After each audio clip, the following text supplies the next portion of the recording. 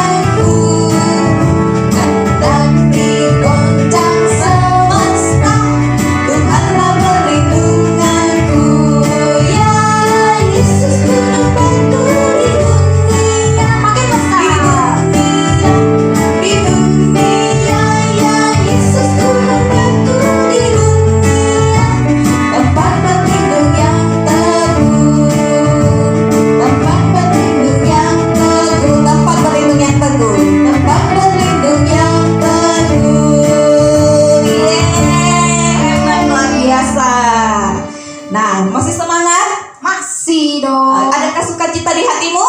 Amin. Masih ada sukacita. Aku juga sukacita banget nih. Nah, hari ini kita mau lanjut lagi memuji Tuhan. Adalah sukacita di hatimu, ya.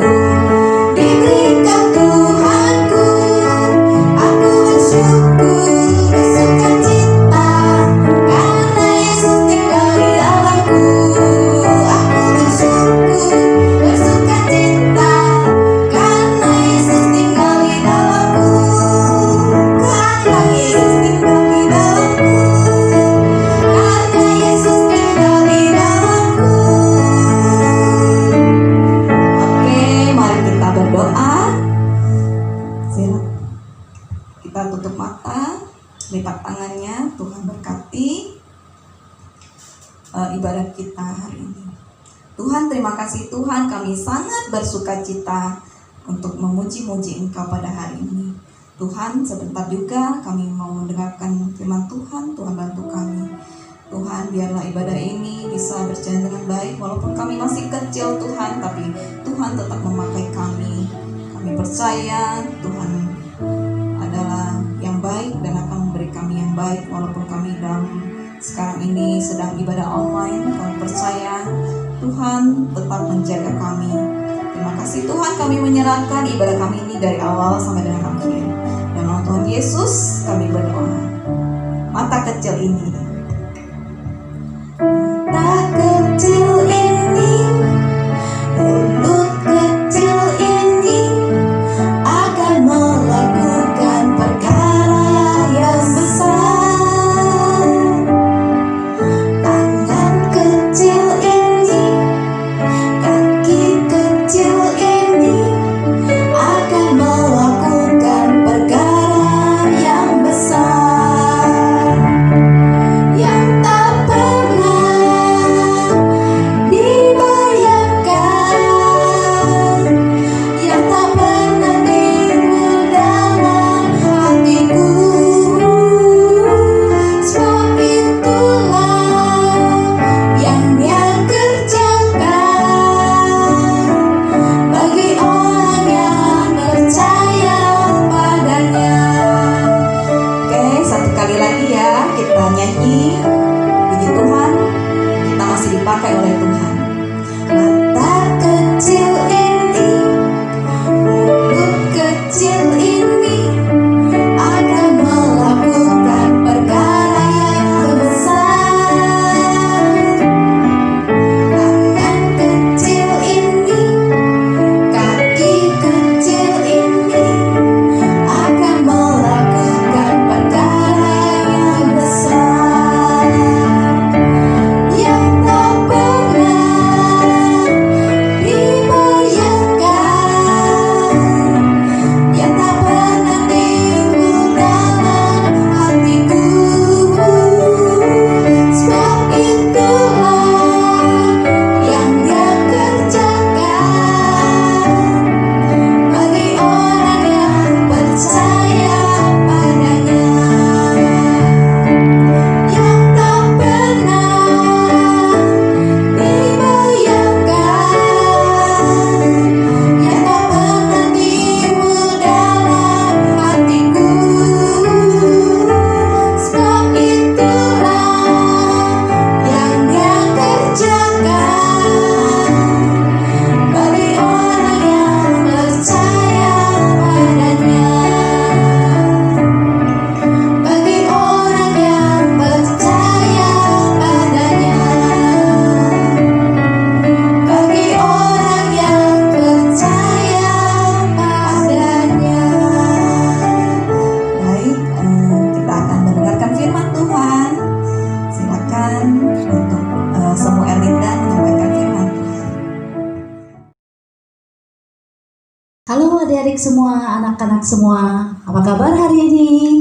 Semuanya sehat ya? Ya, meskipun kita masih di rumah, tetap ibadah dari rumah, sekolah dari rumah. Meskipun ada sebagian yang sudah mulai sekolah, meski 2 hari dalam 1 minggu. Kita bersyukur Tuhan memberkati kita, memberikan kesehatan.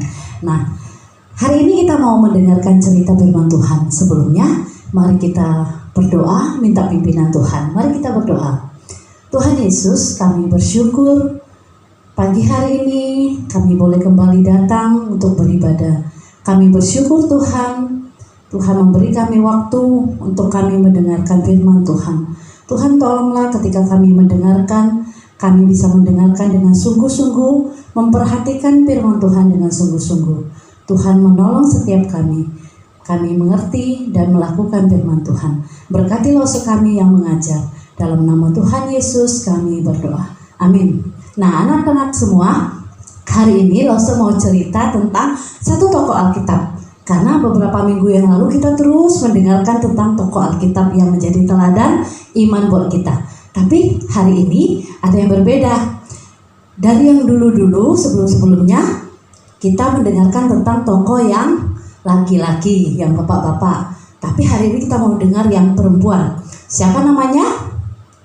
Nah, tokoh ini adalah seorang yang punya hubungan dengan Raja Daud. Dan pasti juga ada hubungannya dengan Tuhan Yesus, karena Tuhan Yesus adalah keturunan Daud. Siapa namanya? Ada yang bisa tahu anak-anak semua? Ya, benar, namanya adalah Rut. Siapakah Rut itu? Apakah Rut orang Israel? Bukan, dia bukan orang Israel. Dia adalah orang dari bangsa lain. Dia adalah dari bangsa yang tidak percaya Tuhan, yaitu bangsa Moab. Nah, begini ceritanya. Dahulu kala pada zaman hakim-hakim memerintah, pada saat itu ada satu keluarga yang tinggal di Israel di desa kecil yang bernama Bethlehem. Nah, kalau mendengar kata Bethlehem, pasti tahu ya, itu adalah kota kelahiran Tuhan Yesus, benar. Nah, ada satu keluarga yang tinggal di sana. Pada saat itu ada kelaparan di daerah Israel, di negara Israel, termasuk juga di Bethlehem, di tempat di mana keluarga ini tinggal. Keluarga ini terdiri dari 4 orang. Satu, bapaknya bernama Elimelech. Yang kedua, istrinya yang bernama Naomi. Lalu ada 2 anak laki-lakinya. Jadi 2 tambah 2, 4 ya. Nah, anak laki-laki yang pertama bernama Mahlon, yang kedua bernama Kilion. Nah, mereka satu keluarga ini juga merasakan kelaparan, tidak ada cukup makanan, harus menahan lapar, mau panennya tidak berhasil, mau ambil gandum tidak ada, persediaan gandum sudah habis. Lalu mereka pusing, mereka pikir, wah gimana ini? Kalau kita terus seperti ini kita bisa mati kelaparan. Lalu apa yang harus kita lakukan? Akhirnya mereka diskusi. Lalu Elimelech berkata, ayo kita pindah dari tempat ini untuk sementara sampai kelaparan sudah selesai. Kita akan pergi ke tempat yang lain yang tidak ada kelaparan. Tapi di seluruh Israel pada saat itu semuanya kelaparan. Lalu mereka harus kemana? Oh, mereka akhirnya mengambil keputusan mereka mau pergi ke luar negeri, ke negara lain, yaitu ke negara Moab. Nah, lalu mereka pergi, mereka kumpulin bajunya yang seperlunya yang mereka butuhkan, uangnya dia bawa, lalu dia pesan-pesan sama tetangga, tolong jagain rumahku, tolong jagain tanahku ya. Kami mau pergi supaya kami tetap punya makanan. Iya pergi, hati-hati ya. Semua tetangganya dan saudaranya memberikan berkat pada mereka. Lalu Elimelech, Naomi, Mahlon, dan Kilion mereka pergi ke Moab. Nah, sampai di Moab mereka kerja di sana, bercocok tanam, mereka hidup dan tidak kelaparan. Tapi mereka tetap merindukan negara mereka di Israel karena mereka tinggal jauh dari Israel. Nah, setelah sekian lama di sana, kemudian Bapak Elimelech ini meninggal.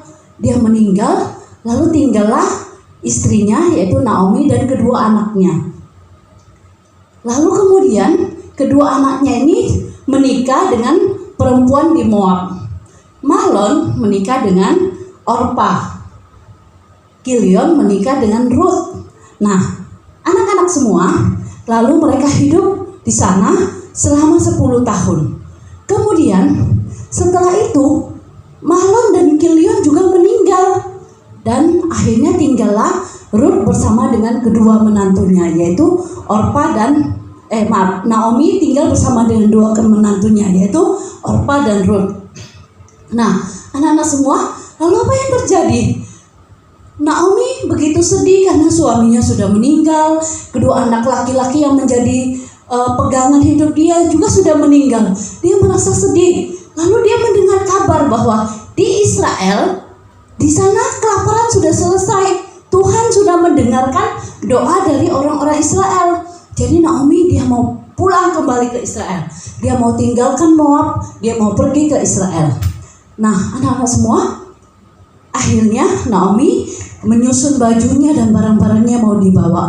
Dia bersama dengan menantunya akan kembali ke Israel. Nah, ketika itu menantunya adalah memang anak-anak yang baik ya. Mereka mengasihi Naomi.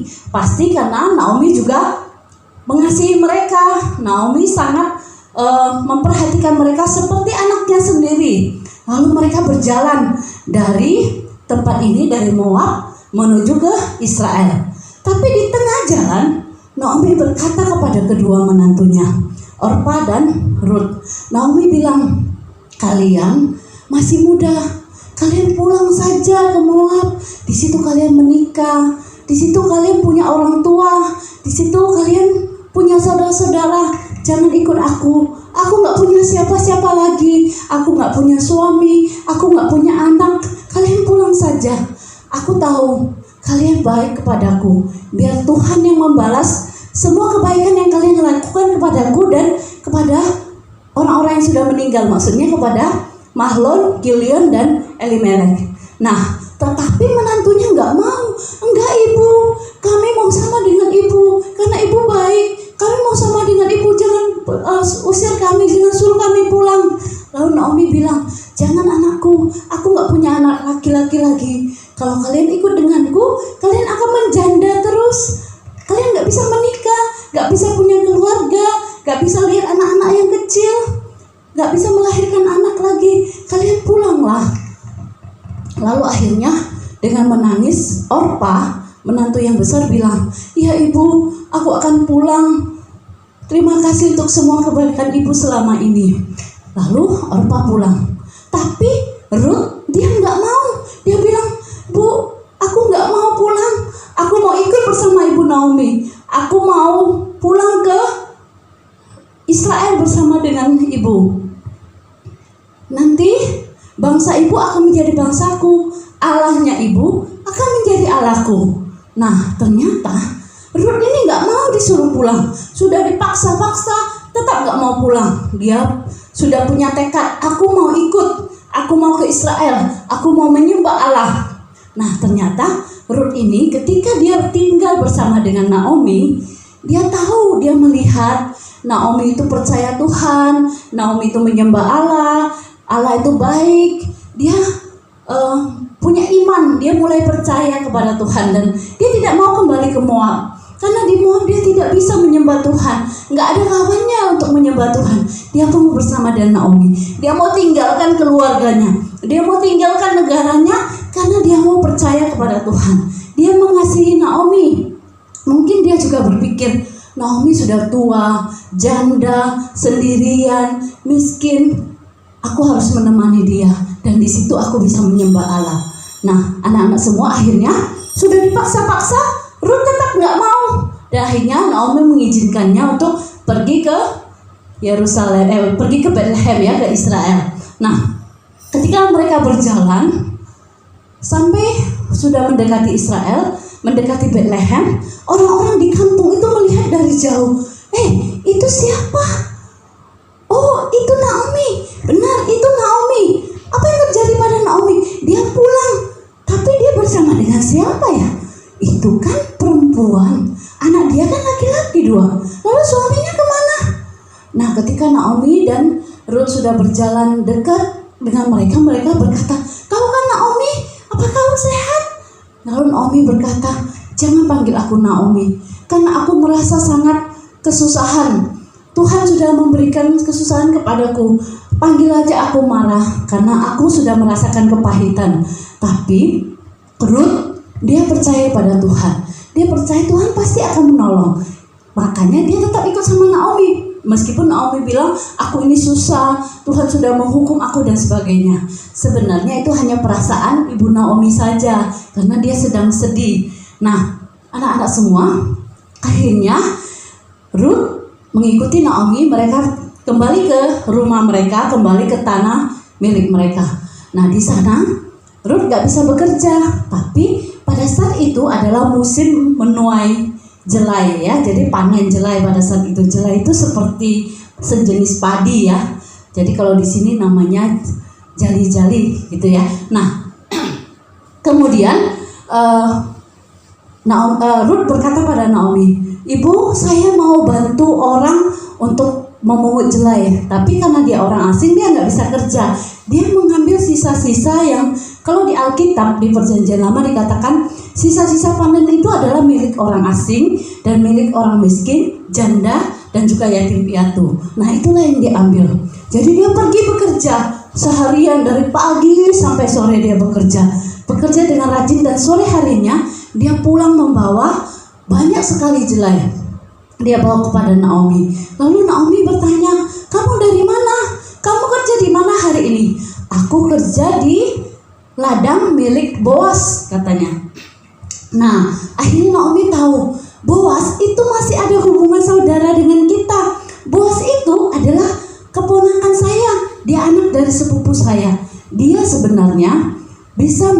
sukacita. Nah, kalau di Israel, kalau ada orang sudah meninggal, tanahnya itu bisa ditebus, dan kalau ditebus, maka dia juga akan mendapatkan istri dari orang itu ya. Jadi Elimelek sudah meninggal, Mahlon dan Kilion sudah meninggal.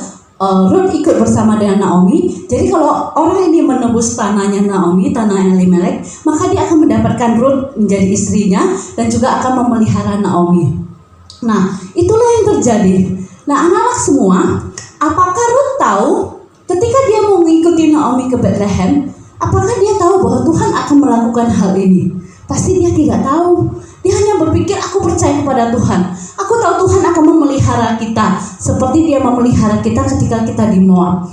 Ruth tidak tahu kalau Naomi masih punya saudara yang bisa menebus mereka. Naomi gak pernah cerita. Tapi Tuhan telah mengatur semuanya. Tuhan telah membuat sehingga mereka mendapatkan pertolongan melalui Boaz. Nah, anak-anak semua, dari cerita ini kita belajar satu hal.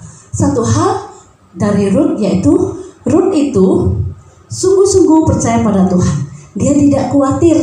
Dia percaya Tuhan akan memelihara dia. Padahal kalau kita pikir-pikir ya, untuk apa dia ikut Naomi? Naomi gak punya anak laki-laki. Dia gak akan menikah.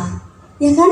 Kalaupun Naomi menikah lagi, punya anak, dia harus tunggu sampai anaknya dewasa. Ruth sudah keburu tua, udah jadi nenek-nenek gitu ya. Nah, tapi bukan itu yang dilihat oleh Ruth. Ruth mau ikut sama Naomi karena dia percaya kepada Allah.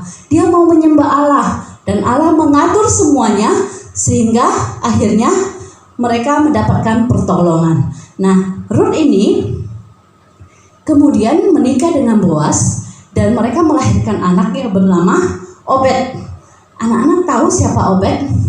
Obed itu adalah kakek dari Raja Daud. Jadi Obed kemudian punya anak namanya Isai. Isai adalah bapaknya Daud. Nah, dari sini kita tahu bahwa Tuhan bekerja memelihara orang-orang yang percaya dan bersandar kepada Tuhan. Jadi adik-adik nggak usah takut ya. Kalau misalnya kita lagi sedih, lagi punya masalah, kita harus punya iman. Kita harus percaya bahwa Tuhan pasti menolong kita. Kita jangan khawatir. Karena Tuhan mengatakan jangan khawatir, Tuhan akan menolong kita seperti Tuhan juga menolong Ruth dan menolong Naomi. Nah, demikian firman Tuhan. Hari ini kita belajar untuk tetap setia kepada Tuhan, tetap percaya Tuhan memelihara kita dan tidak khawatir dalam kehidupan kita. Dalam masa-masa COVID, kita tetap percaya bahwa Tuhan pasti akan menolong kita. Sampai di sini ya, mari kita berdoa. Bapa di surga, terima kasih untuk firman Tuhan. Kami mau percaya pada Tuhan, kami menyerahkan hidup kami di dalam pertolongan Tuhan. Terima kasih Tuhan Yesus, dalam nama Tuhan Yesus kami berdoa. Amin. Nah, anak-anak, sampai jumpa minggu depan. Dadah. Ya, demikian firman Tuhan yang disampaikan oleh Sumba Linda. Kiranya firman Tuhan yang disampaikan, yang kita dengar, boleh kita terapkan, boleh kita lakukan setiap harinya. Amin. Jadi sekarang kita mau ngapain, Masa? Mau persembahan. Ya, persembahan. Ya, kita siapkan uang persembahannya. Kita akan menjalankan persembahan dengan pujian betapa baiknya Engkau Tuhan. Tetap semangat nyanyinya. Betapa baiknya Engkau Tuhan, kasih-Mu tiada berkesudahan. Betapa mulia kasih-Mu Yesus, jiwaku diselamatkan. Hosana ku memuji Tuhan, Hosana ku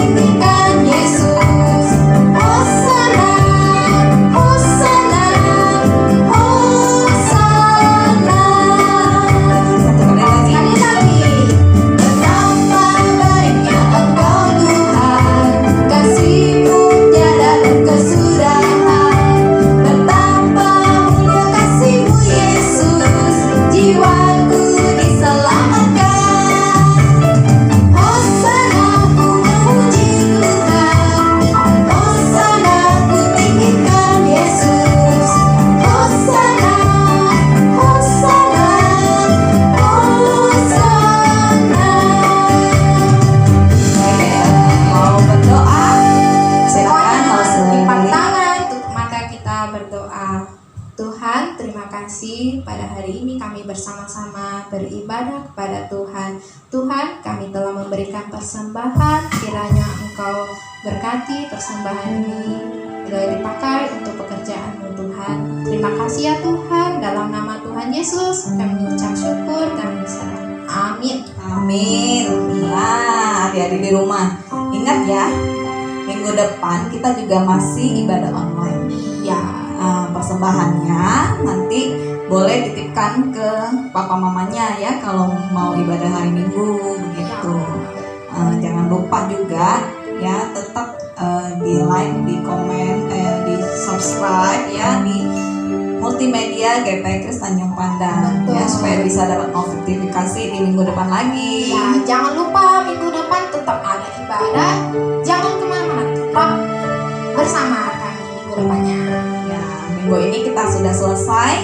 Kita nyanyi Selesailah Sekolah Minggu.